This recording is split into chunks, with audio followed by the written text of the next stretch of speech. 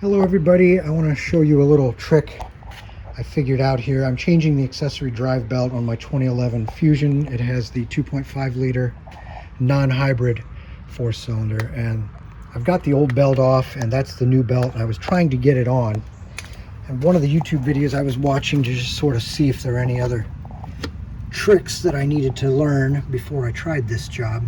You see I've got the socket wrench, and the blue socket there is attached to the tensioner. And I've got it turned to the point that the belt should just go right on. And I could not get it on. And as I've gotten older, I don't have the upper body strength that I used to. So it's a lot harder for me to do these things. So you can see I've got the tensioner. It's bottomed out. I can't give it any more slack on the belt to get it on. And you don't want to use a tool or a screwdriver to sort of wedge the belt on up here, because you can damage the belt.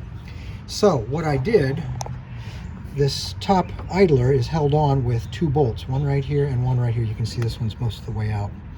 So I just loosened this one. I left the bolt in, but I took this one out, and what that does is it lets the whole pulley pivot, and that allows you to get the belt on there. And once you get the belt on, now I can just push this down and start this bolt again. And I haven't damaged the belt trying to, like I said, use a screwdriver or a tool.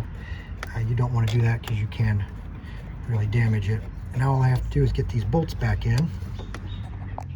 All right, so I released the tensioner. I've got both of those bolts there tightened down.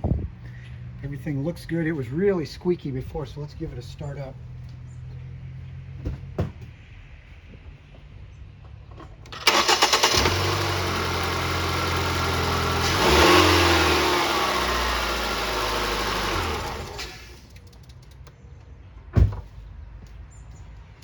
And there you go, all done, nice and quiet.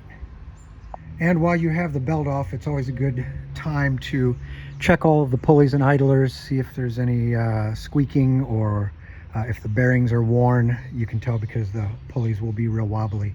And for reference, this is the belt number that I used on the 2011 Fusion 2.5 liter non-hybrid.